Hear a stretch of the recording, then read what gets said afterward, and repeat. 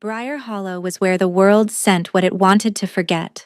Orphans, runaways, widows with no family to claim them, wolves too broken, too scarred, or too shameful to belong anywhere else. The village sat at the edge of the kingdom of Valdrin like a wound the realm refused to acknowledge, surviving on scraps and stubbornness, and the kind of hope that had learned to expect nothing. Nerissa had lived there for 3 years, long enough to know every hungry child by name, long enough to understand that no one was coming to save them, long enough to stop waiting.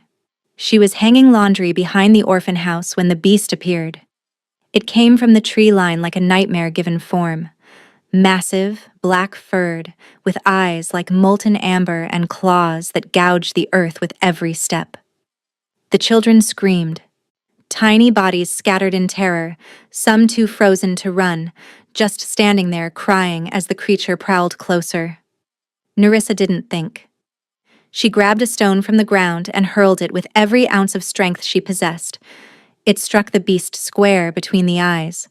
The creature stopped. Every villager who witnessed it stopped breathing. And then, impossibly, the beast picked up the stone in its massive jaws, walked calmly toward Nerissa, and dropped it at her feet. It sat down, tilted its enormous head, and waited.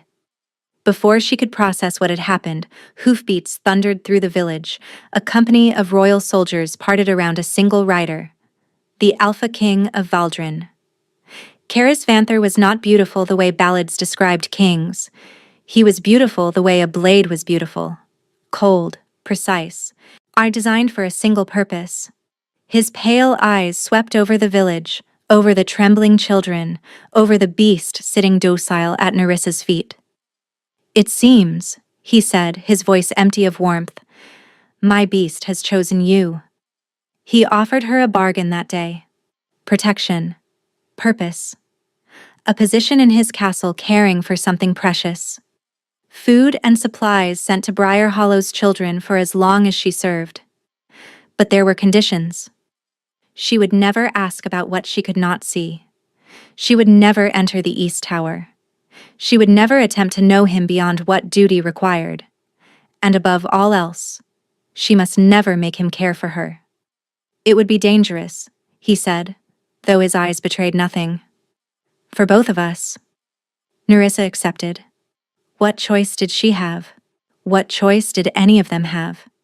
But, as the king's carriage carried her away from everything she knew, one question burned in her mind. Why would the most powerful alpha in the realm bind himself to a woman the world had already discarded?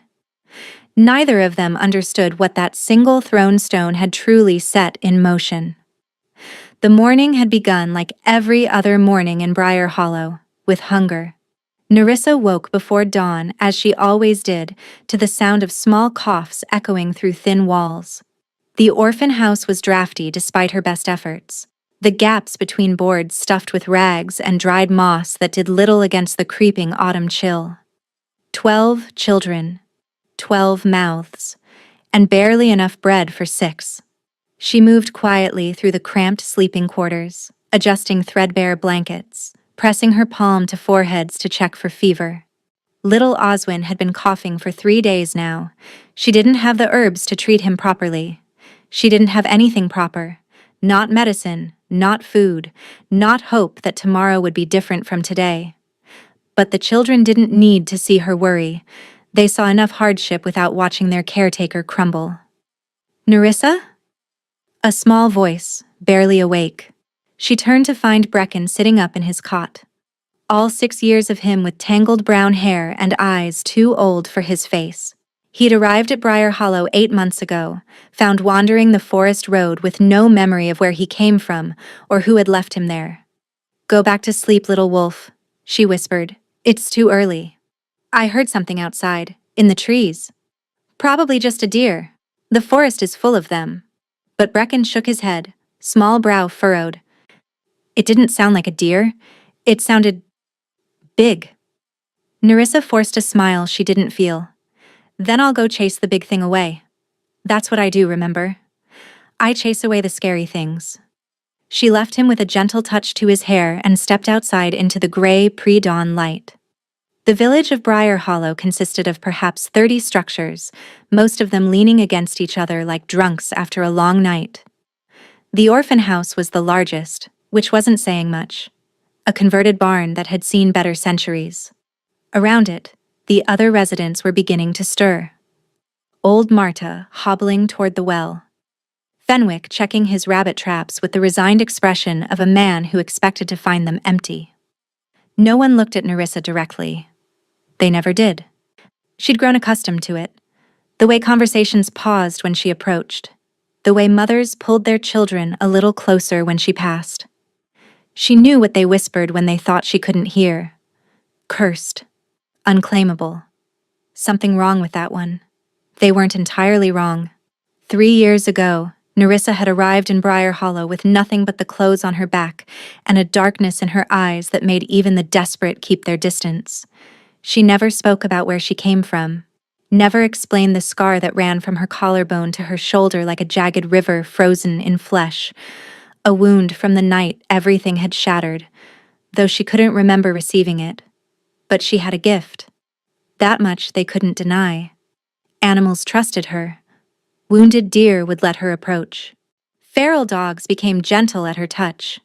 Even the wolves that hunted these forests, real wolves, not shifters, gave her a wide berth. Not from fear, but something like respect. It was why she'd ended up caring for the children no one else wanted.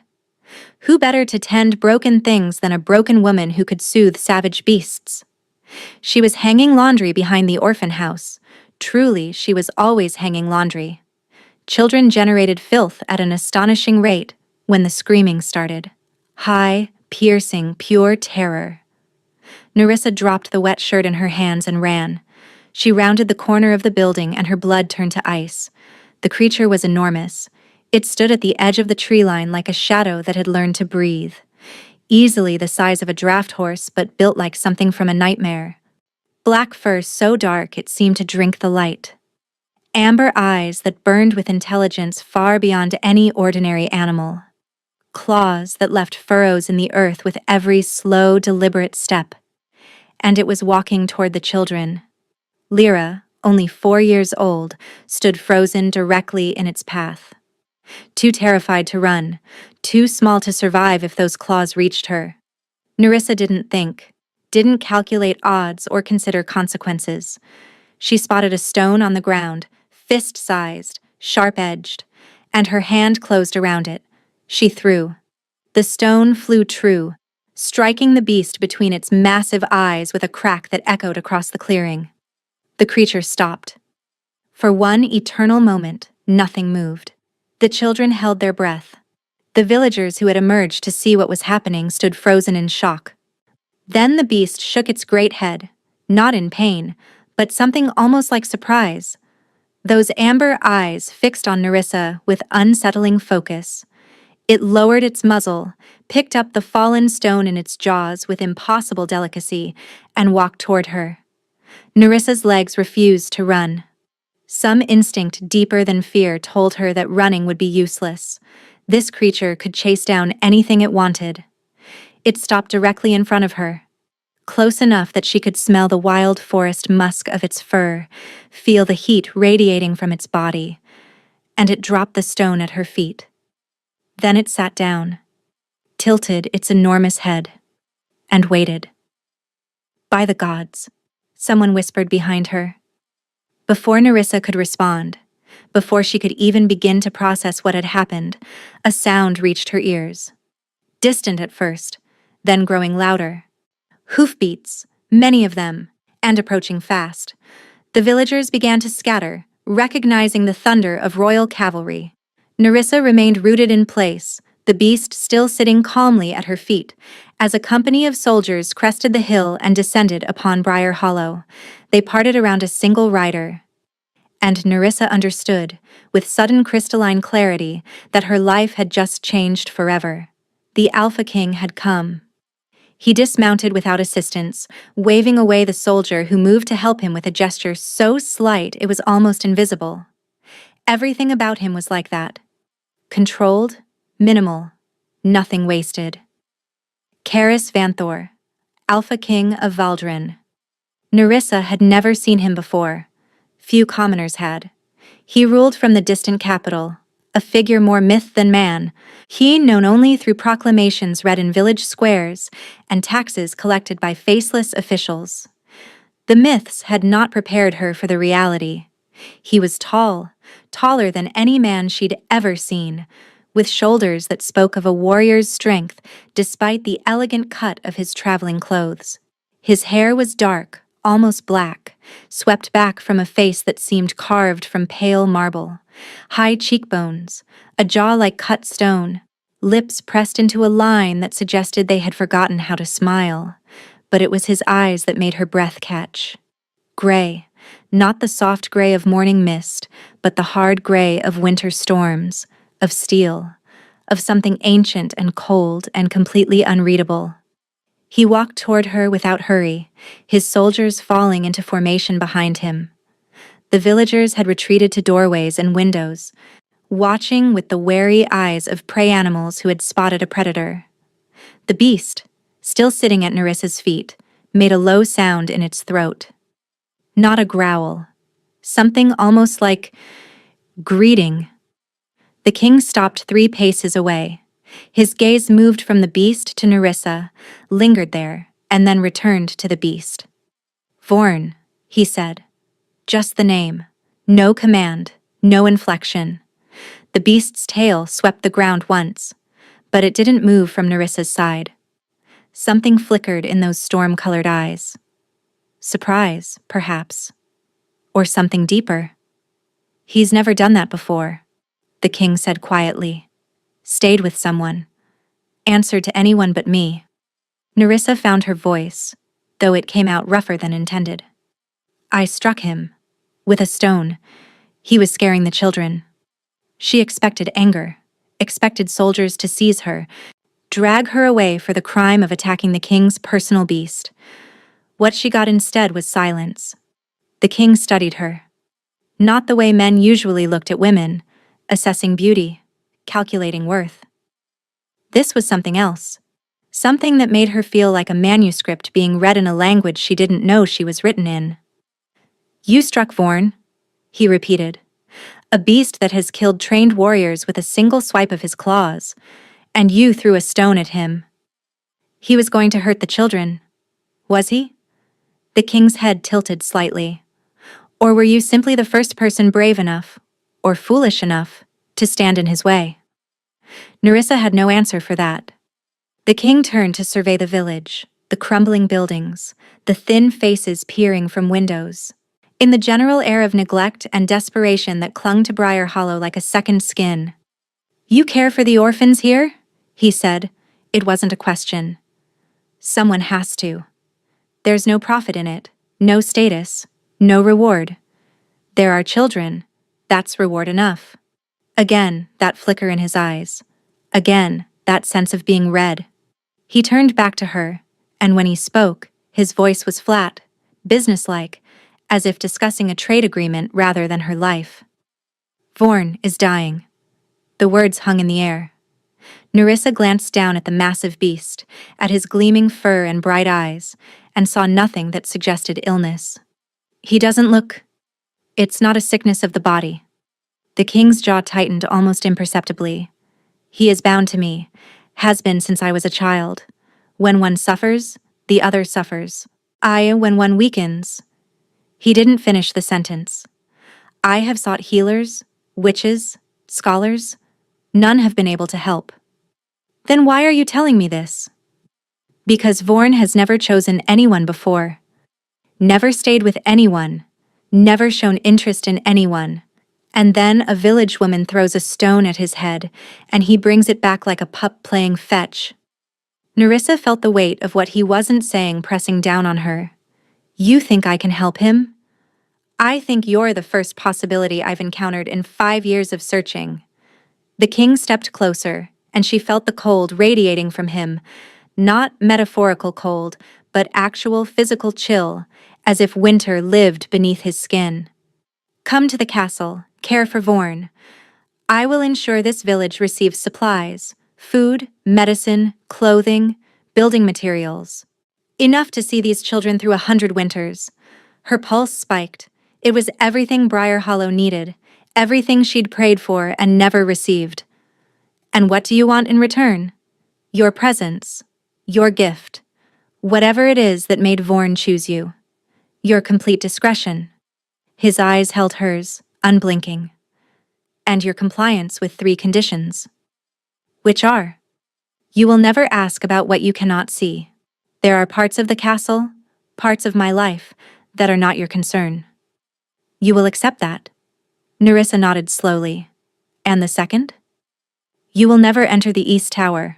For any reason, under any circumstance. A cold finger traced down her spine, but she nodded again. The third? The king was silent for a long moment. When he spoke, his voice was quieter, almost reluctant. You will not attempt to know me. And we will not share meals. We will not share conversation beyond what duty requires. We will not— He paused, something shifting behind those pale gray eyes. You will remain a servant. Nothing more. You're telling me to keep my distance. I'm telling you to stay alive. He turned away, signaling to his soldiers. Whatever happens, whatever you feel or think you feel as time passes, do not make me care for you. Nerissa's brow furrowed. Why would that? Because it would be dangerous. He cut her off, already walking toward his horse. For both of us. She should refuse. Every instinct screamed that something was wrong here, that she was walking into a trap she couldn't see, that a king who spoke of caring as dangerous was not a man to trust. But then she looked at Briar Hollow, at the hungry children watching from windows, at old Marta, who had given her last blanket to little Oswin, at a village that would not survive another winter without help. I accept, she called after him. The king paused, one hand on his horse's flank. He didn't turn around. Then gather what you need. We leave within the hour. As his soldiers began preparing for departure, Nerissa looked down at Vorn. The beast gazed up at her with those amber eyes, and for just a moment she could have sworn she saw something there. Understanding. Warning. And beneath it all, the faintest glimmer of hope. The castle was nothing like Nerissa had imagined. She'd expected grandeur, the kind of cold opulence that royalty seemed to favor. Marble floors and gilded ceilings and servants who looked through you rather than at you. What she found instead was something older, stranger, a fortress that seemed to have grown from the mountain itself rather than been built upon it. Stone walls the color of thunderclouds, narrow windows that let in light, but revealed nothing of the rooms within. Towers that climbed toward the sky like claws reaching for something they could never grasp. And silence. Everywhere. Silence. Your chambers are in the west wing, the steward informed her. A thin man named Aldous who moved with the efficient grace of someone who had spent decades navigating palace politics. You'll find them comfortable, if modest.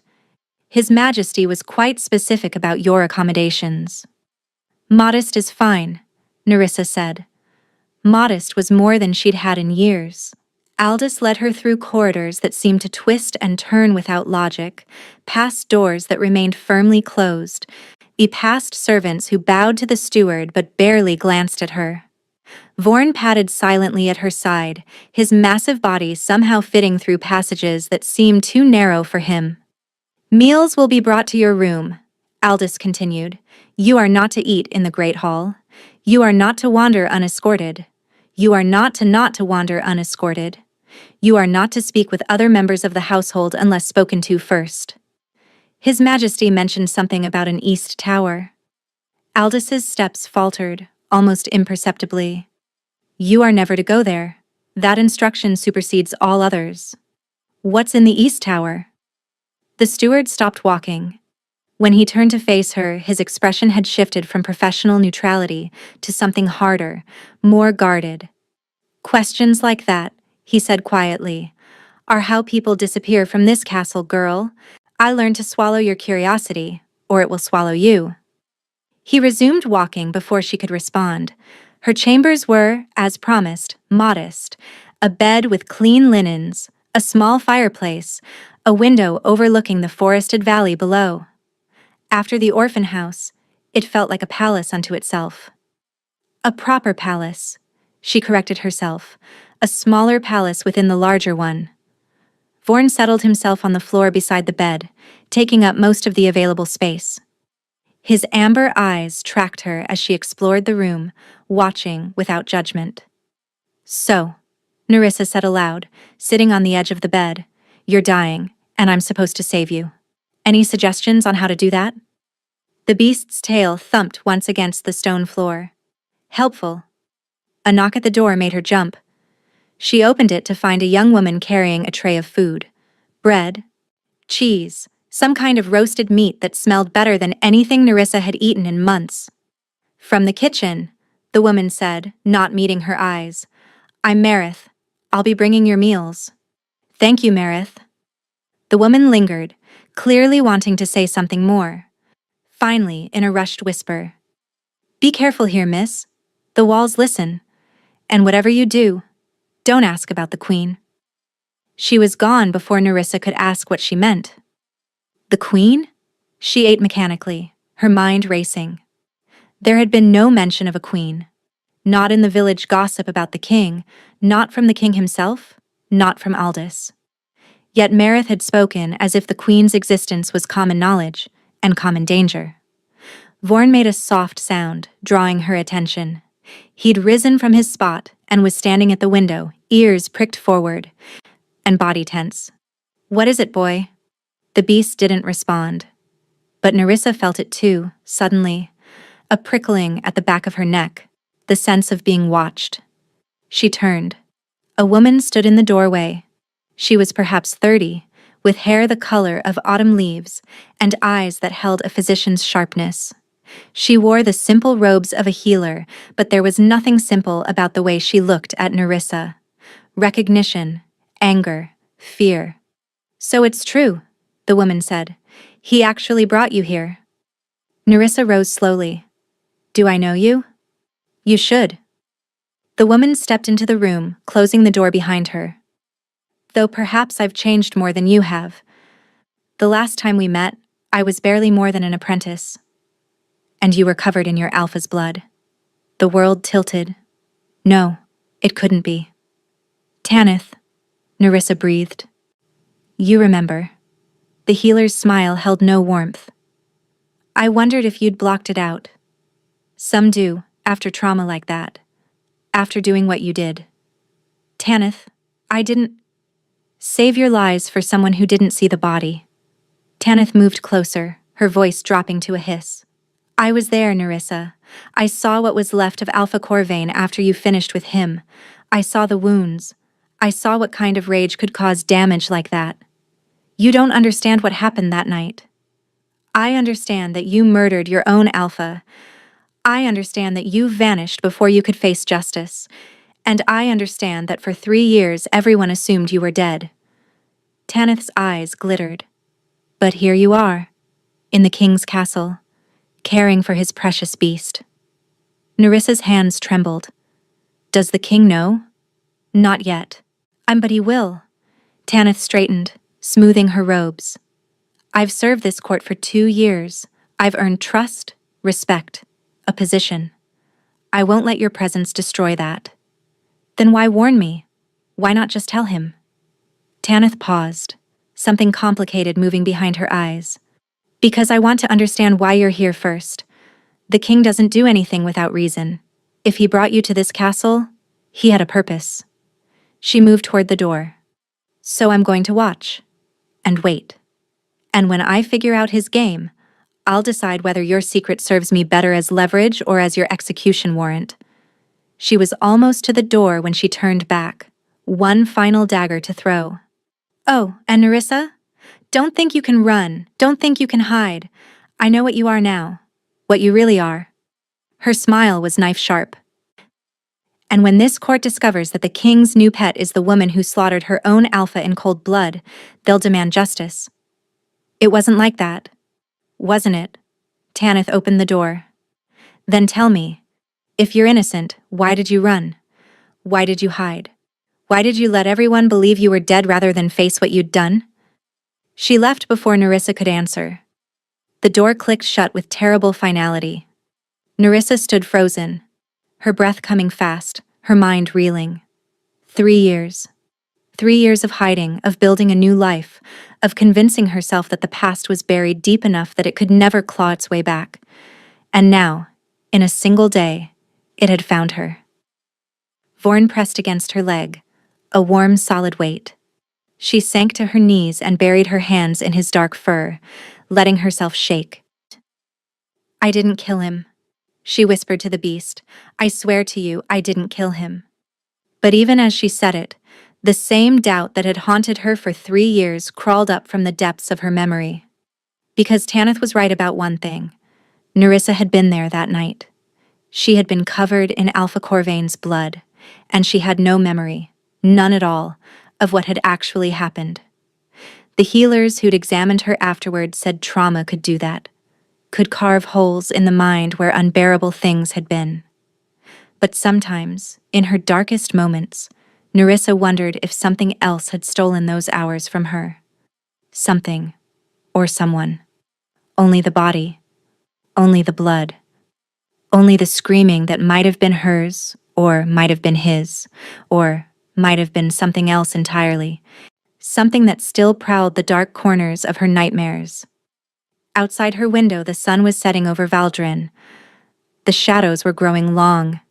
And somewhere in this castle, a cold king kept secrets that might prove even darker than her own. A week passed before Nerissa understood that she was being watched by more than just Tanith. The servants spoke to her only when necessary, their eyes sliding away the moment she looked at them. The guards who patrolled the corridors acknowledged her existence with curt nods. Nothing more. Even Marith, who brought her meals 3 times a day, had stopped offering warnings after that first night. But Nerissa felt the attention anyway, subtle, constant, like the pressure before a storm.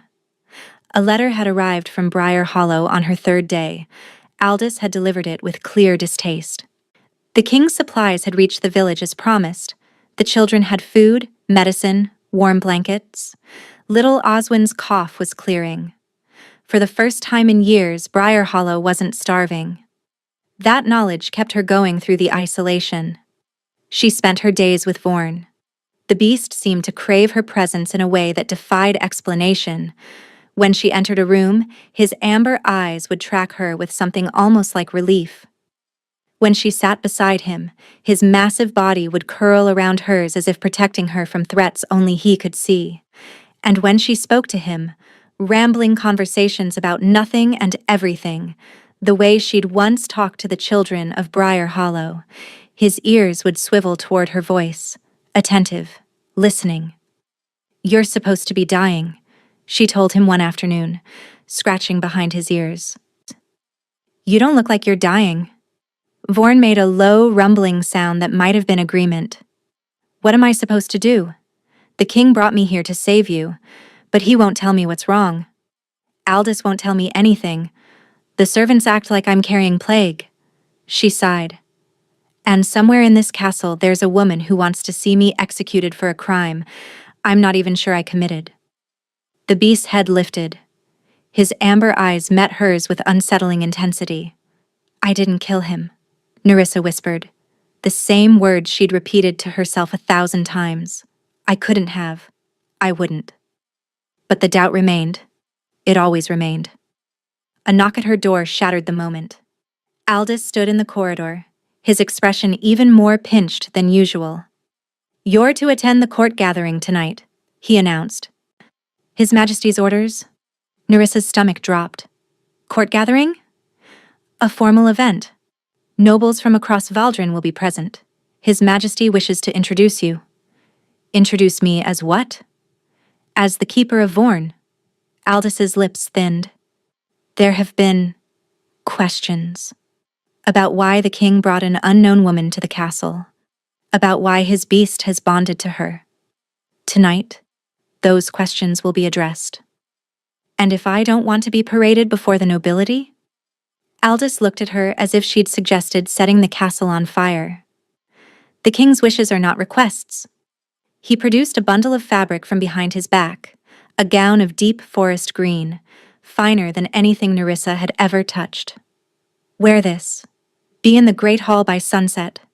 And for both our sakes, don't speak unless spoken to. He was gone before she could argue. The great hall was overwhelming. Nerissa had braced herself for grandeur, but nothing could have prepared her for the reality. Vaulted ceilings that disappeared into shadow.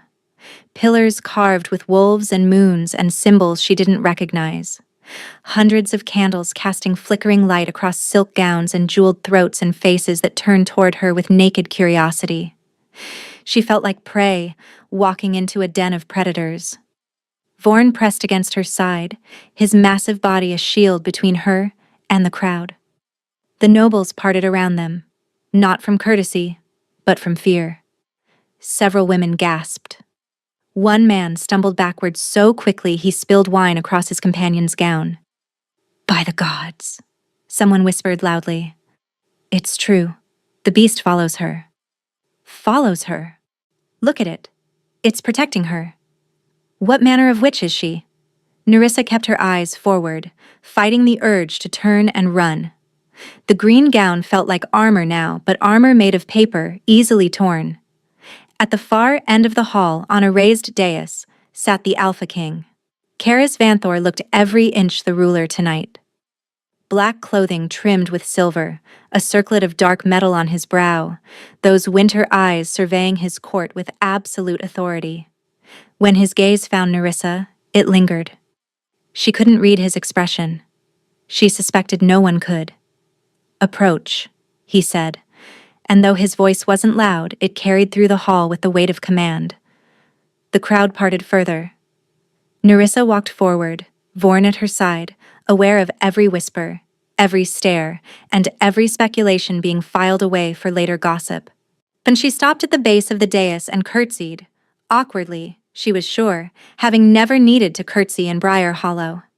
"Lords and ladies of Valdrin," the king announced, rising from his throne. "This is Nerissa of Briar Hollow. She has been brought to this castle for a singular purpose, to care for Vorn." A ripple of murmurs swept through the crowd. "Surely, Your Majesty," a man spoke up, older, portly, with the bearing of someone accustomed to being heard. "A common village woman is not qualified for such a task. The royal beast is a symbol of the crown's power. Its care should be entrusted to someone of proper breeding." "Proper breeding?" The king's voice remained flat. "Lord Havric, your properly bred handlers have failed to earn Vorn's trust in 5 years of trying. He's bitten 3 of them, killed 1. Lord Havric paled. "Your Majesty, I only meant—" Vorn chose her. The king descended from the dais, moving to stand beside Nerissa. The chill emanating from him was palpable. In 300 years of recorded history, no beast bonded to the Vanthor line has ever chosen anyone outside the royal bloodline. Until now. The silence that followed was deafening. "This woman," the king continued, threw a stone at Vorn's head to protect a group of orphans. He brought it back to her like a loyal hound. That is why she is here. That is why she will remain. Are there any other questions? His tone made clear there had better not be, but someone spoke anyway. "What of her background, Your Majesty?" Tanith. The healer had emerged from the crowd, her autumn hair gleaming in the candlelight, her expression carefully innocent. "We know nothing of this woman beyond what she's told us. Briar Hollow is a village for outcasts, for those who fled their pasts. Should we not investigate before placing her so close to the crown?" Nerissa's blood turned to ice. The king's eyes narrowed almost imperceptibly. "Healer Tanith, you have concerns?" "Only the concerns any loyal subject would have, Your Majesty." Tanith's smile was poison wrapped in silk. "After all, we know nothing of where she came from before Briar Hollow. Nothing of her family, her pack, her history. For all we know, she could be a criminal, an exile, perhaps even a—" Vorn moved. One moment he was standing beside Nerissa. The next, He had crossed the distance to Tanith and stood before her, his massive head level with her chest, his amber eyes burning with unmistakable threat. The healer stumbled backward, all composure forgotten. The nobles nearest to her scattered like startled birds. Vorn didn't growl, didn't bare his teeth. He simply stood there, radiating menace so pure it needed no sound. "It seems," the king said quietly, "that Vorn has concerns of his own." He moved to stand beside the beast, one hand coming to rest on Vorn's head. "He's very protective of his new keeper. I would advise caution in how you speak of her, Healer Tanith. Vorn's judgment is final." Tanith's face had gone white. "Of course, Your Majesty. I meant no offense." "I'm sure you didn't." The king turned back to the assembled nobles, dismissing Tanith as if she'd never spoken. "The introduction is complete. Enjoy the evening's festivities." It was a clear dismissal. The crowd began to disperse, conversations resuming in hushed, excited tones. Nerissa felt the weight of 100 glances on her back as she stood frozen, Vorn returning to her side as if nothing had happened. The king's voice came low, meant only for her ears. "Walk with me." It wasn't a request. She followed him out of the great hall, through a side door, into a corridor mercifully empty of watching eyes. Vorn padded silently behind them. When they were alone, the king stopped. "The healer," he said. "You know her." It wasn't a question. Nerissa's throat tightened. Don't lie to me." Those pale eyes, cold as frost, fixed on hers. "Vorn doesn't threaten without reason. He sensed your fear when she spoke. Your anger. Your—" He paused, searching for the word. "Guilt." The silence stretched between them.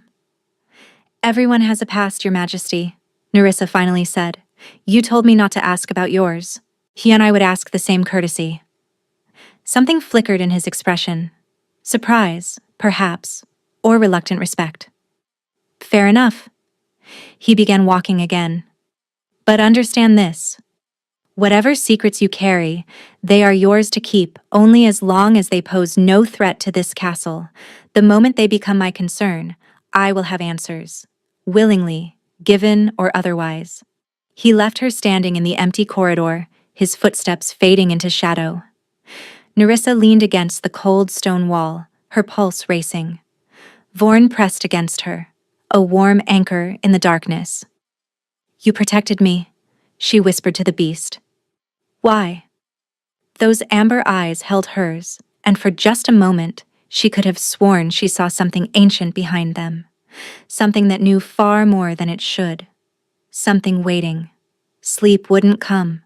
Nerissa lay in her bed, staring at the ceiling and the events of the evening playing on an endless loop in her mind. The court's whispers, Tanith's veiled accusations, the king's warning, Vorn's inexplicable defense of her.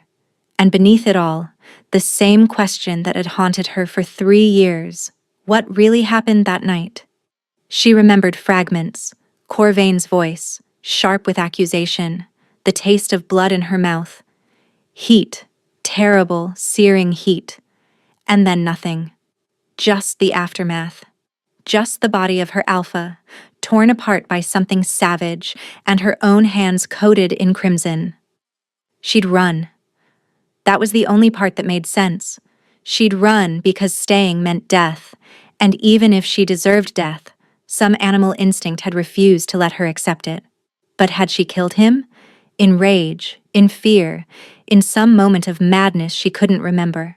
Or had something else happened in that darkness? A soft whine pulled her from her thoughts. Vorn stood at her door, which she could have sworn she'd closed, his massive body tense with some unspoken urgency. "What is it, boy?" The beast turned and padded into the corridor. Against every instruction she'd been given, Nerissa followed. The castle at night was a different creature than the castle by day. Shadows pooled in corners. Torches flickered with inadequate light.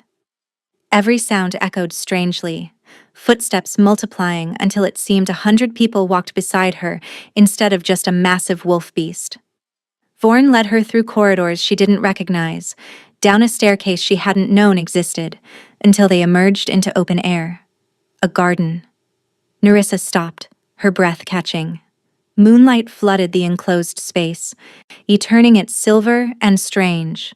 A fountain burbled at its center, the water catching light like liquid mercury. Around it grew flowers that seemed to glow in the darkness, pale blooms she had no name for, their petals luminescent against the night. And sitting on the fountain's edge, his bare feet trailing in the water, was the king. He hadn't seen her yet. His head was bowed, his dark hair falling forward to shadow his face, and in the moonlight, stripped of ceremony and crown and the armor of command, he looked almost vulnerable. Nerissa started to retreat. This was private.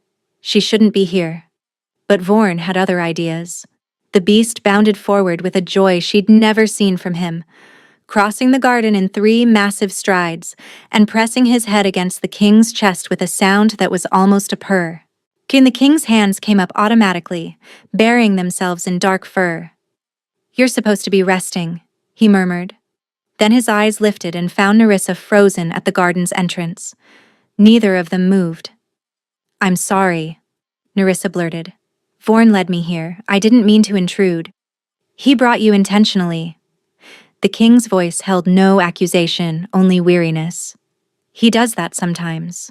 Brings me things he thinks I need." Nerissa wasn't sure how to respond to being categorized as something the beast thought the king needed. "You should go back to bed," Karis said. But he didn't sound like he meant it, and his hands hadn't stopped moving through Vorn's fur, the gesture almost desperate in its tenderness. Nerissa found herself walking forward instead of retreating, and the flagstones were cool beneath her bare feet. She hadn't thought to put on shoes, and the night air carried the scent of those strange, glowing flowers. She stopped a few paces from the fountain. "You couldn't sleep either." "I rarely sleep." A pause. "It invites dreams." "Bad ones?" He didn't answer, but the tightening of his jaw told her enough. Nerissa sat on the fountain's edge, not too close, but close enough. The water was warmer than she expected, heated by some mechanism she couldn't see.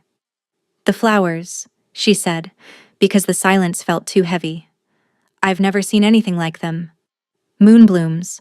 They only grow in darkness. They die in sunlight." His voice was flat, reciting facts without emotion. "My mother planted this garden when I was a child. She said some beautiful things could only exist in shadow. She sounds wise. She's dead." Nerissa flinched. "I'm sorry." "Don't be. It was a long time ago." But something in his tone suggested that time hadn't softened the loss at all. They sat in silence for a long moment, the only sounds the fountain's gentle burble and Vorn's contented breathing. "You're cold," Nerissa said suddenly. The king's head turned toward her. "What?" "In the great hall, when you stood next to me, I felt it. And now." She gestured at his bare feet in the water, at his thin sleeping shirt. "It's barely above freezing tonight, but you're not shivering. You're not even uncomfortable." His expression shuddered. "I run cold. A family trait. Wolves don't run cold. Alphas especially. We're made of heat." She studied him, really studied him, noting the pallor of his skin, the way the moonlight seemed to pass through him rather than illuminate him. "What's wrong with you?" The question came out before she could stop it. The king stood, water dripping from his feet. "We're done here." "Your Majesty." "I said we're done." His voice cracked like ice breaking, and for just a moment Nerissa saw something beneath the cold control, pain, ancient and unhealed. "Go back to your room. Forget you saw this garden. Forget you saw me." He was already walking away, Vorn rising to follow. "Karis." The name stopped him. She hadn't meant to use it, hadn't even known she'd remembered it. But he turned, and his expression was no longer angry. He looked haunted. "Whatever it is," Nerissa said quietly, "you don't have to carry it alone." For 3 heartbeats he simply stared at her. Then something shifted in those winter eyes. Not warmth, exactly, but something equally terrifying. Recognition. Of what? She didn't know. You shouldn't say things like that, he said finally. Not to me. Why not? But he was already gone, swallowed by the shadows, Vorn trailing reluctantly behind. Nerissa sat alone in the moonlit garden, surrounded by flowers that could only bloom in darkness, and tried to understand why her blood was rushing through her veins like wildfire. She wasn't falling for him.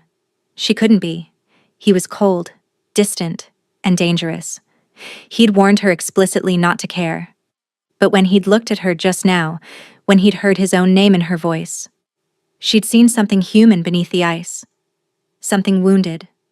Something that wanted desperately to be reached. And despite every instinct screaming at her to run, Nerissa found herself wanting to reach back.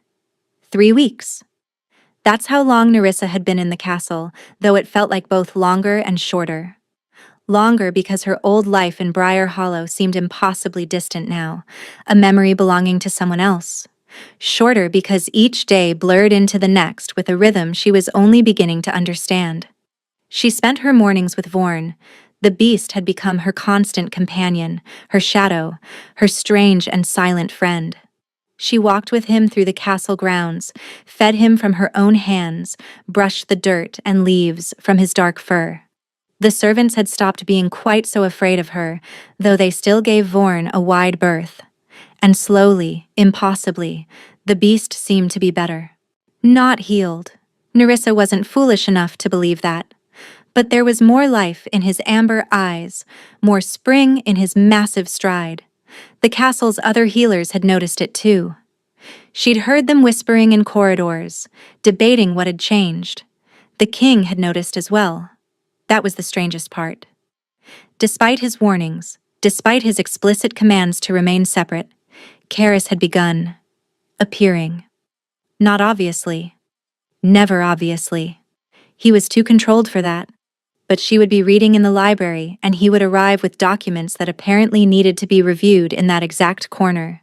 She would be walking Vorn through the gardens, and he would be there, inspecting some plant or another, acknowledging her with a curt nod that somehow lasted longer than it should. They didn't speak of the night in the moonlight garden. But it hung between them, unacknowledged, like a door that had been opened a crack and refused to fully close. Today, Nerissa had taken Vorn to the kennels to play with the hunting hounds, a suggestion from one of the braver servants, who'd mentioned that Vorn used to enjoy their company before he'd become the way he is now. She was sitting on an overturned barrel, watching the beast chase a ball that 3 hounds were too terrified to pursue, when footsteps announced she wasn't alone. He's playing. The king stood a few feet away, his expression unreadable as always, but there was something in his voice. Wonder, perhaps, or the ghost of it. He seems happier, Nerissa agreed. Is that unusual? Vorn hasn't played in years. He's been... Karis hesitated, searching for words. Fading, growing weaker by the day. But since you arrived? He didn't finish the sentence. He didn't need to. Nerissa looked at the beast. This massive, terrifying creature who brought her stones and pressed against her when she was sad, and protected her from threats she didn't fully understand. What exactly is wrong with him? She asked. And don't tell me it's a family condition. I've been here 3 weeks, and that answer has never made sense. Karis was quiet for a long moment. Then, to her shock, he sat down on the barrel beside her. Not touching. There was still a careful distance between them, but closer than he'd allowed himself before. Vorn is bound to me, he said finally. A blood bond, made when I was 7 years old. His life force is tied to mine. When I am strong, he is strong. When you what? He turned to look at her, and for the first time, his guard was truly down. She could see the exhaustion etched into his features, the shadows beneath his eyes, the pallor that went beyond running cold. I'm dying, he said simply, and Vorn is dying with me. The words hit her like a physical blow. What? There's a curse. On my bloodline. On me. Specifically. Because I'm the last. His voice remained flat, factual, as if discussing someone else's death. My grandfather spent 40 years searching for a cure. My father spent 30. I've spent every day since I was 15. How long do you have? I don't know. A year. Perhaps 2. Perhaps less. He looked away, toward Vorn, who had abandoned the ball and was watching them with those 2 knowing eyes. Vorn knows. He's known since the beginning. That's why he's been fading. He can feel me slipping away. But if he's doing better now? You're not curing me, Karis said quickly. Whatever gift you have, it's easing his symptoms, not addressing the cause. The bond means he feels what I feel. Your presence comforts him. That's all. That's all. As if comfort meant nothing. As if being a balm to a dying creature's pain was a small thing. What is the curse? Nerissa asked. Maybe if I understood. No. The word was sharp. Final. I've told you more than I should have. More than I've told anyone who isn't bound by oath to keep my secrets. Then why tell me? He stood, putting distance between them again. When he turned back, his walls were rising, ice reforming over the cracks she'd glimpsed. Because you asked, he said, and for some reason I can't explain. And I wanted you to know. He left her sitting among the hounds, Vorn padding over to press against her legs, and Nerissa realized that her hands were shaking. He was dying. This cold, complicated, carefully guarded man was dying, and she couldn't. She couldn't what? Save him? She didn't know how. She didn't even know what the curse was. Stop caring? Too late for that. Far too late. Somewhere in the last 3 weeks, between the stone she'd thrown and this moment, something had shifted. The ice around her heart. The protective shell she'd built after fleeing Corvain's pack. After the blood and the blackout and the running had begun to crack. And the man who'd warned her not to care was the one who'd broken through. I'm falling in love with him, she whispered to Vorn, the words terrifying in their truth. That's the stupidest thing I could possibly do. The beast made a sound that might have been agreement. That night, Nerissa couldn't stop thinking about what he'd said. I'm dying. The casual way he'd spoken, as if his own death was merely an inconvenience, the resignation in his voice. She paced her chambers, Vorn watching her from his usual spot by the fire. There had to be something she could do, some way to help. If her gift eased Vorn's suffering, perhaps it could. A sound stopped her mid-stride. It came from beyond her window, a distant howl, but not like any wolf she'd ever heard. It was wrong somehow, broken, full of pain that went beyond the physical. Vorn's head lifted, ears pricking forward.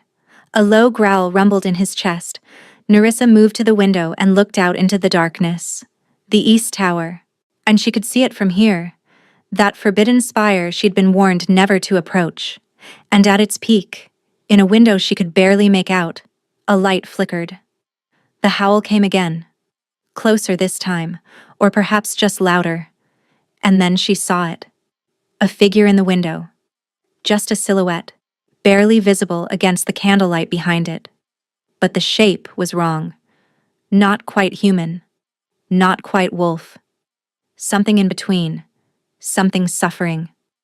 The figure moved, pressing against the glass, and for one heart-stopping moment Nerissa could have sworn it was looking directly at her. Then the light went out, and the tower was swallowed by darkness. Nerissa stood frozen, her breath coming in shallow gasps, her mind racing. What you cannot see. Never enter the East Tower. Don't speak of the Queen. The warnings crashed together in her mind, forming a picture she couldn't quite resolve. The king was hiding something. Something more than his curse, something more than his impending death. Something in that tower that howled in the night like it was being torn apart from the inside. And whatever it was, Nerissa realized with growing horror, it had seen her too. She waited 3 nights before her resolve broke. 3 nights of lying awake, listening for that broken howl. 3 nights of watching the East Tower from her window, searching for the flickering light, the wrong-shaped silhouette.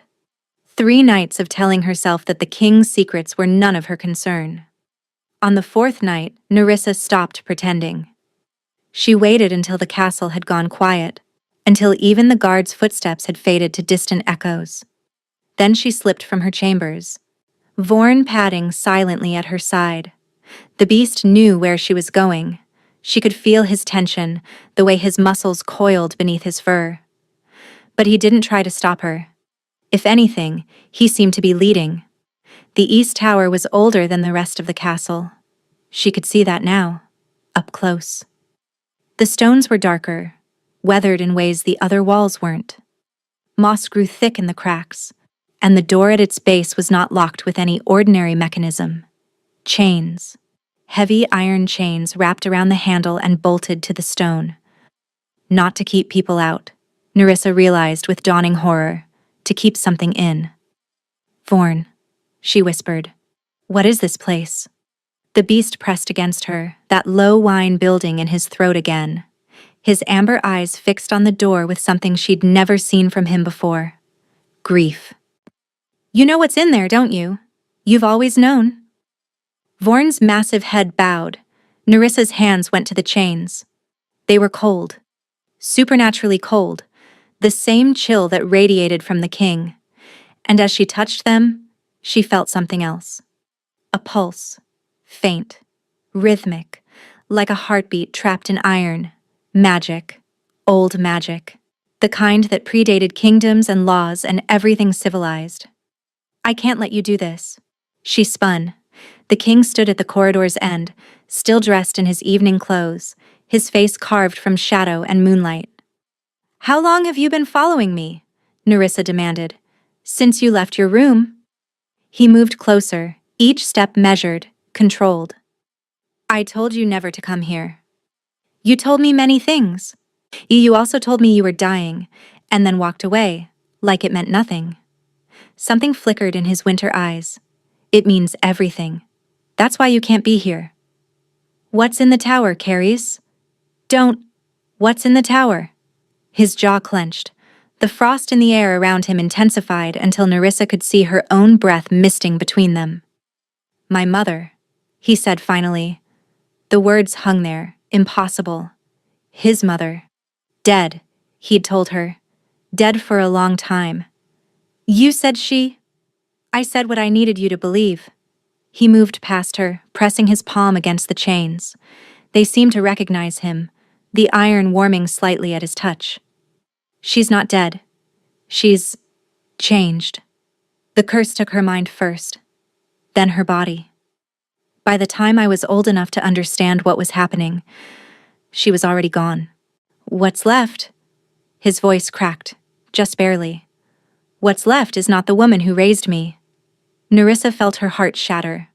All this time, all his cold distance, his walls, his warnings, he'd been carrying this alone. The curse transforms those of your bloodline, she said slowly, piecing it together. That's what's happening to you. That's why you're so cold. The cold comes first, then the emptiness, then the hunger for something that can never be satisfied. He turned to face her, and in the moonlight she could see traces of what he would become, the pallor deepening, the shadows under his eyes like bruises. My grandfather lasted until 50. My father until 43. I've already outlived them both. Every day is borrowed time. There has to be a way to break it. There isn't. Trust me. And I've spent my entire life searching. Then why did you bring me here? The question burst out of her, raw with frustration. Why Vorn? Why any of this if you've already given up? I haven't given up on Vorn. His voice softened. When I'm gone, he'll need someone he trusts, someone who can... I don't want to be Vorn's keeper after you're dead. The words echoed through the corridor, too loud, too honest. I don't want you to die at all. Silence. Karis stared at her as if she'd spoken in a language he didn't understand. You barely know me, he said quietly. I know enough. Nerissa stepped closer, ignoring every warning screaming in her mind. I know you visit Vorn when you think no one's watching. I know you send double rations to Briar Hollow even though our agreement only required basic supplies. I know you sat with me in a garden full of flowers that only bloom in darkness and told me about your mother because you wanted me to understand, even when you couldn't explain why. Nerissa, I know you're kind, Karis. Underneath all the ice, and the distance, and the walls you've built. And I know, her voice broke. I know I'm falling in love with you, which is the most foolish thing I've ever done in a life full of foolish choices. He moved so fast she barely saw it. One moment there was distance between them. The next, his hands were cupping her face, his forehead pressed to hers, his breath cold against her lips. Don't, he whispered. And the word was agony. Please don't. Too late. You don't understand. The curse. It's not just transformation. It's isolation. Anyone I love? Is anyone who loves me? I don't care. You should. His thumbs traced her cheekbones, the touch reverent and desperate. You should run as far from me as you can. You should forget you ever threw that stone. I can't. Nerissa. She kissed him. It wasn't gentle. It wasn't careful. It was 3 weeks of tension and longing and impossible hope crashing together like waves against stone. His lips were cold, but they warmed against hers. His hands tangled in her hair, pulling her closer, and for one perfect moment there was no curse, no dying, and no secrets. Just them. Then Karis made a sound, pain, not pleasure, and wrenched himself away. His hand flew to his chest. His face went white. Karis? He stumbled backward, catching himself against the wall. Frost was spreading across the stones where his palm touched, in crackling outward in delicate, deadly patterns. It's starting, he gasped. I tried to tell you. The curse. It feeds on love. Every time I feel it, every time someone feels it for me. He doubled over, a groan tearing from his throat. And Nerissa watched in horror as frost began to spread across his skin. She caught him before he could fall.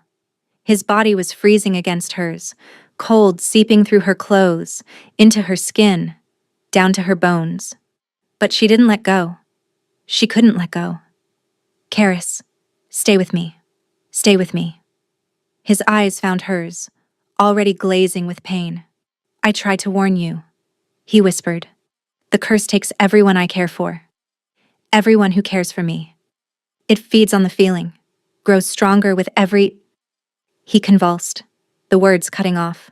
Nerissa dragged him toward the wall, lowering him to the ground, and her hands pressed against his chest, feeling the cold spreading beneath his shirt like a living thing. Then stop feeling it, she demanded. Push me away, hate me. Whatever you have to do, I can't. The words came out broken, half laughing and half sobbing. Don't you understand? I've spent my entire life not feeling. Keeping everyone at distance, refusing to let anyone close enough to trigger the curse. His hand found hers, fingers intertwining. And then, you threw a stone at my beast, and I felt something for the first time in years. Something I couldn't control. Karis, I should have sent you away. The moment Vorin brought that stone to your feet, I should have known. His grip tightened. But I was selfish. I wanted to see what it felt like. To care about someone. To be cared for. Tears were streaming down Nerissa's face, freezing on her cheeks as they fell. This isn't your fault. Yes, it is. All of it. You, Vorin. Everyone who suffered because I couldn't accept my fate. He coughed, and frost glittered on his lips. At least when I'm gone, the curse dies with me. No more heirs. No more transformation. It ends. I won't let you die. You can't stop it. His eyes were drifting closed. No one can. It's been tried. My father tried. My grandfather. They all loved someone eventually, and the curse took them. Nerissa's mind raced. There had to be something. Some piece of information she was missing. Some key she hadn't found. The curse feeds on love. It kills those who feel it, transforms them, and destroys them. But why? Curses didn't exist without reason. Someone had created this. Someone had wanted the Vanthor line to suffer. "Who made the curse?" she demanded. "Who did this to your family?" "A witch," Karis murmured, his voice fading. "Centuries ago, a Vanthor king wronged her. She cursed his bloodline, ensured none of us would ever know." His eyes closed. "Karis." Nerissa shook him, but he didn't respond. His chest still rose and fell, but barely. The frost had spread from his heart outward, covering his torso, creeping up his throat. She had hours, maybe less. Vorn pressed against her, whining. The beast's amber eyes met hers, and in them she saw the same desperation she felt. "Save him," those eyes seemed to say. "Whatever it takes. Save him." Nerissa stood on shaking legs. She couldn't carry Karis, but she could find help. She could. "Well, this is quite the scene." She spun. Tanith stood at the corridor's end, flanked by two guards who looked deeply uncomfortable. The healer's expression was unreadable in the torchlight. "Get away from us," Nerissa snarled. "Why? So you can watch him die alone?" Tanith moved closer, her eyes fixed on the king's frost-covered form. "The curse is accelerating. You must have done something to trigger it. A confession, perhaps? A kiss?" Nerissa's hands curled into fists. "If you're here to gloat, I'm here because I've been watching that tower for weeks, waiting for you to do something foolish." Tanith knelt beside the king, pressing 2 fingers to his throat. "Still alive. Barely. He has perhaps 3 hours before the transformation becomes irreversible." "Transformation into what? What do you think lives in that tower, girl?" Tanith's eyes met hers. "What do you think his mother became?" Horror flooded through Nerissa. "No. The curse doesn't just kill, it changes. Every Vanthor who's loved and been loved becomes a creature of ice and hunger, trapped between human and beast. The king's mother has been in that tower for 15 years. If we don't stop this, he'll join her." Nerissa's mind latched onto the one word that mattered. "We?" Tanith was quiet for a long moment. When she spoke again, her voice was different, softer, conflicted. "I've been lying to you about many things." She stood, brushing off her robes. "I didn't come to this castle as a simple healer. I came to watch. To wait. To see if the curse could truly be broken." "Why would you care about breaking it?" "Because my grandmother created it." The ground seemed to drop beneath her feet. 300 years ago, Wadi, a Vanthor king, seduced her, promised her marriage, then cast her aside when she became pregnant with his bastard. She cursed his bloodline in retaliation, ensured that none of his descendants would ever know love without suffering for it.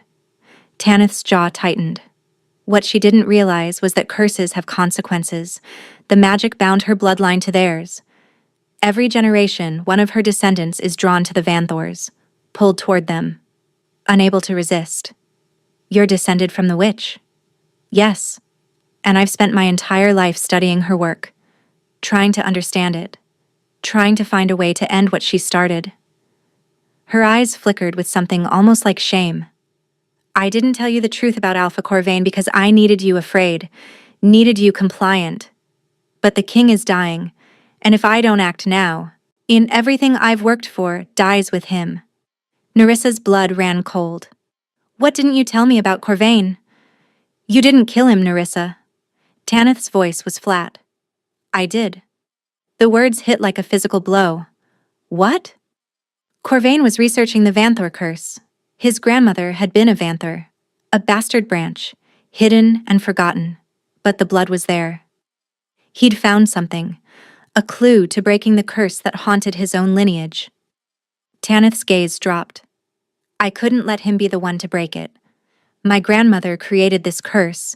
If anyone was going to end it, it had to be me, her descendant. On my terms, in my way. Corvain would have bungled it, broken it wrong, and the backlash could have killed dozens. So you killed him instead, and let me think I'd done it. I needed you broken, afraid, easy to manipulate if I ever needed you." Tanith's voice held no apology.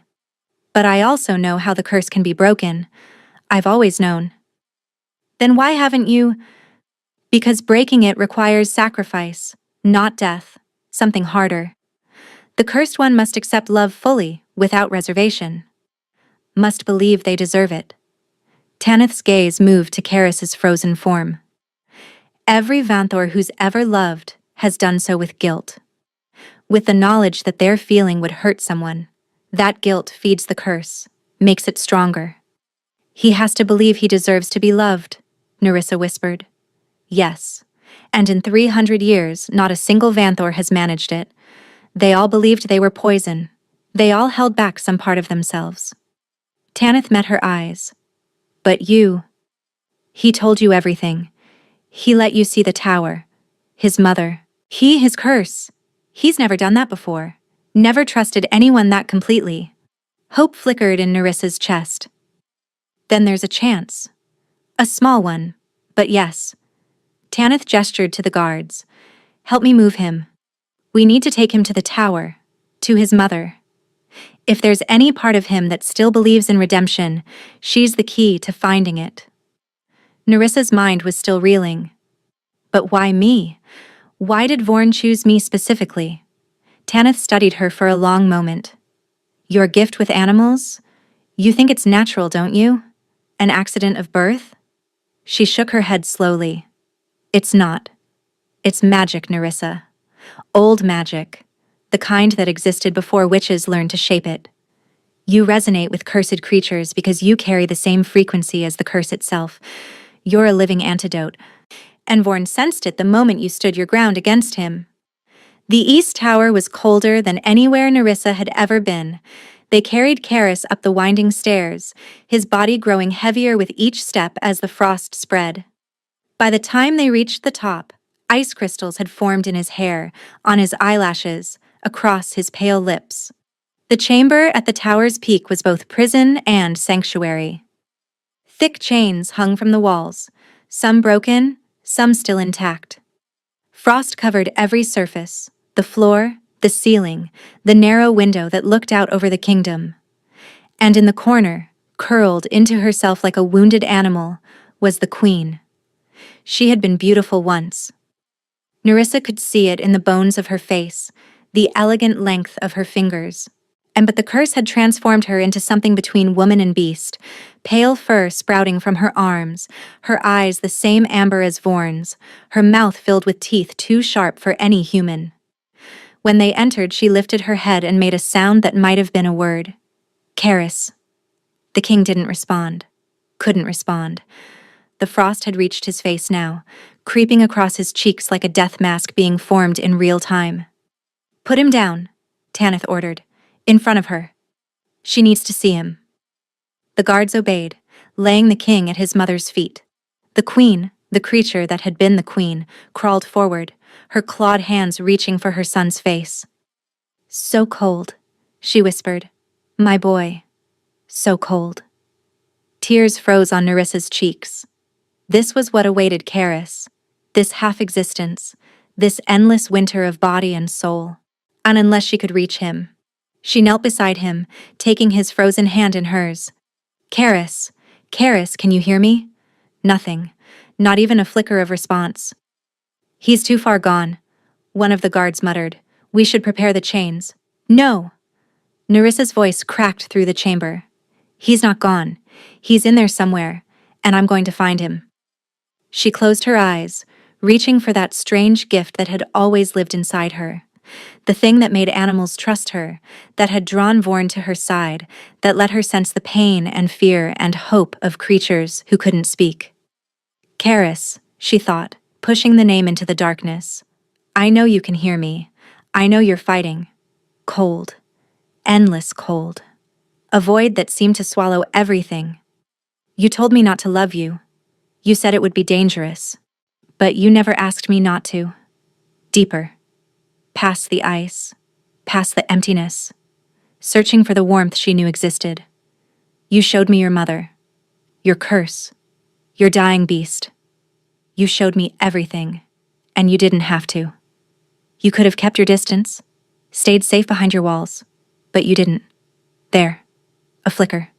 Faint, but real. You let me in because you wanted to be known. You wanted someone to see you. Not the king, not the curse. Just you. And I did. I do. I see you, Karis. The flicker grew stronger. She could feel him now. His presence. His essence. Buried beneath layers of ice and self-hatred and 300 years of inherited despair. You think you don't deserve love. You think caring about someone makes you a monster. But the only monster here is the curse itself. And curses can be broken. She felt his response. Not words, but emotion, disbelief, longing, fear. I'm not afraid of you, she told him. I'm not afraid of what you might become. Because I know who you are. You're the man who sends extra supplies to orphans, who sits with his beast in moonlit gardens, who carries his mother's madness alone because he can't bear to let anyone else share the burden. The ice around his heart was cracking. She could feel it, fissures spreading through the cold, warmth bleeding through. You deserve to be loved, Karis, not despite what you are, but because of it. And I'm going to keep telling you that until you believe it. Nerissa. His voice. Weak. Fractured. But his voice. She opened her eyes. The frost had stopped spreading. His eyes were open, fixed on hers, filled with something she'd never seen from him before. Wonder. Hope. Love. Unfettered and unashamed. I believe you, he whispered. The curse exploded outward, shattering like ice struck by lightning. Crystals caught the moonlight like 1,000 tiny stars. The cold that had filled the chamber vanished, replaced by warmth that seemed to radiate from Karis himself. And in the corner, the queen screamed. But it wasn't a scream of pain. It was release. 300 years of suffering, of transformation, of being trapped between forms. All of it breaking apart as the curse unwound.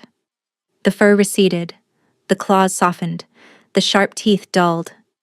And slowly, impossibly, the monster became a woman again. She lay gasping on the floor, aged and frail, but human. Fully, completely human. Mother. Karis struggled to his feet, Nerissa helping him, and crossed to kneel beside the woman who had birthed him. Mother. Can you hear me? Karis. Her voice was rusty with disuse, but clear. My son. My beautiful boy. Tears streamed down her weathered face. You broke it. You finally broke it. Not me. He looked back at Nerissa, and his expression made her breath catch. Her. She found me in the dark. She refused to let me go. Tanith stood in the doorway, her face unreadable. It's done then. The curse is broken. Yes. Karis rose, keeping his mother's hand in his.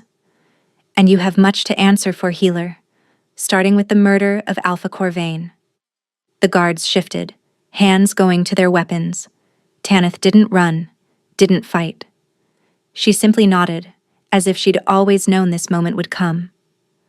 I'll tell you everything, she said quietly. Every secret my grandmother kept, every piece of research I've gathered. It's the least I owe you. Her eyes found Nerissa's, and her. For what I let her believe about herself. They led Tanith away in chains, and in the tower that had been a prison for so long, Nerissa stood with the man she loved, watching the first rays of dawn break over the kingdom. 3 months later, Briar Hollow had a new name.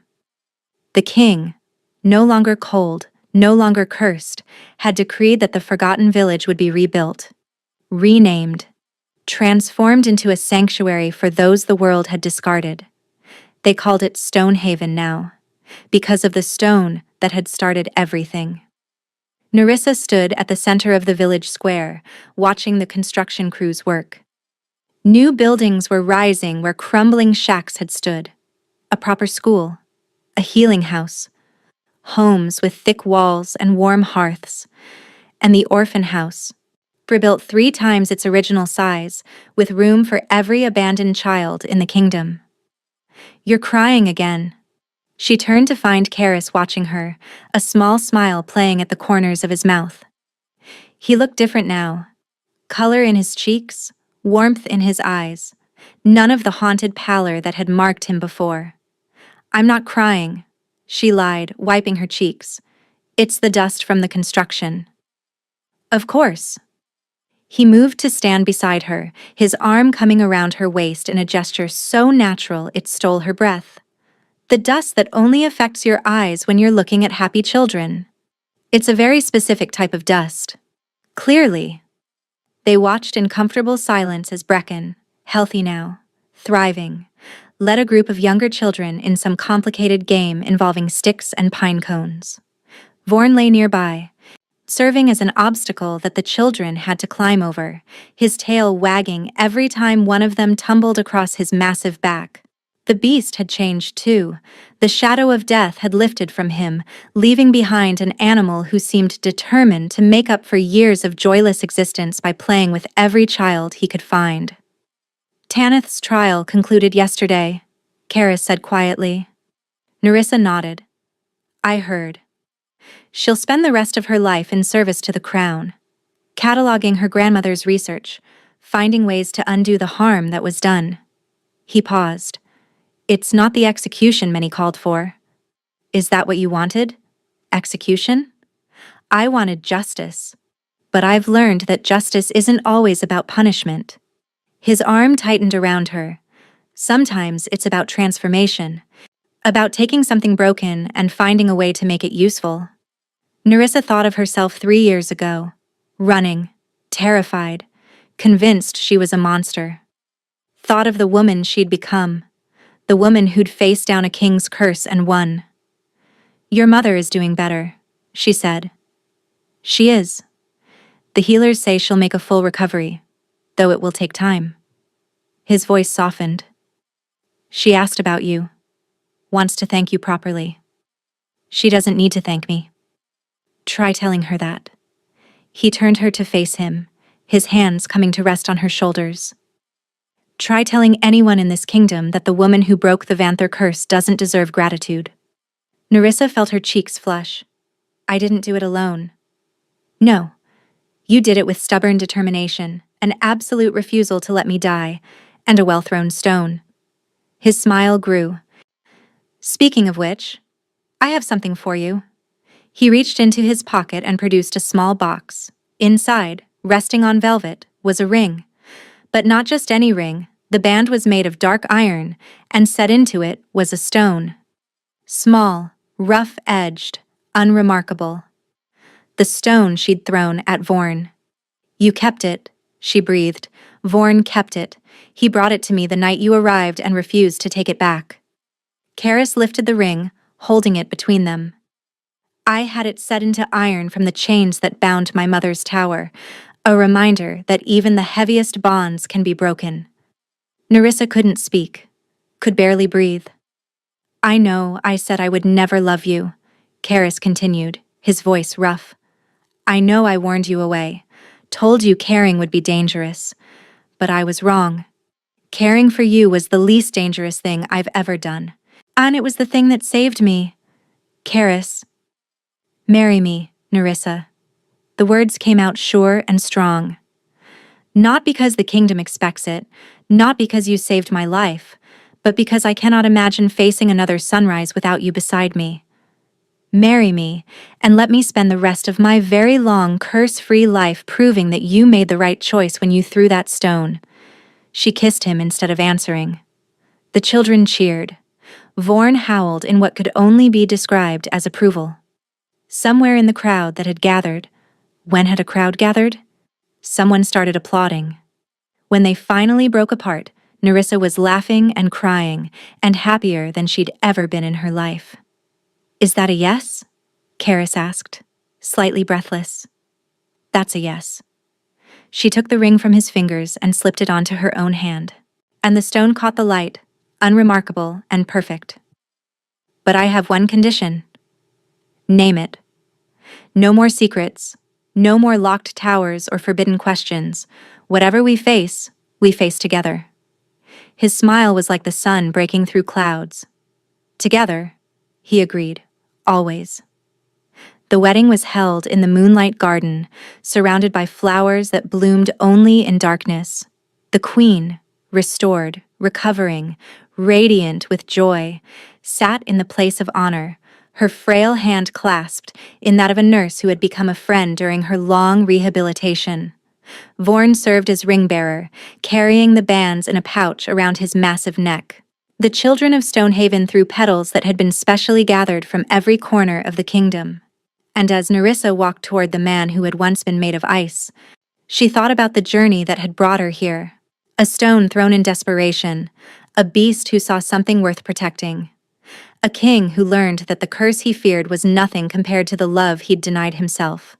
They had both been hiding, both running from pasts that seemed impossible to escape. And yet, somehow, they had found each other.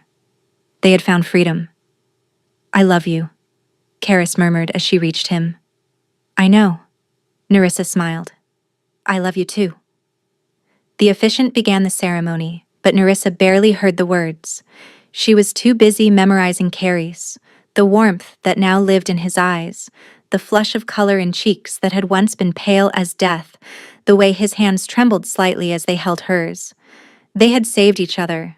Not through magic or destiny or ancient prophecy, but through something far more powerful. Through choosing to love, even when it was terrifying. Through refusing to let go, even when the darkness closed in. Through believing, against all evidence, that they deserved to be happy.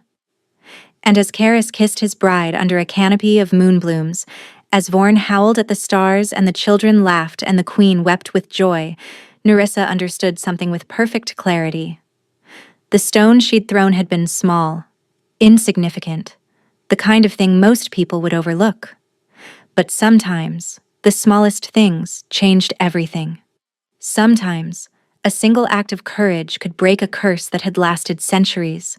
And sometimes, two broken people could find in each other the very thing that made them whole.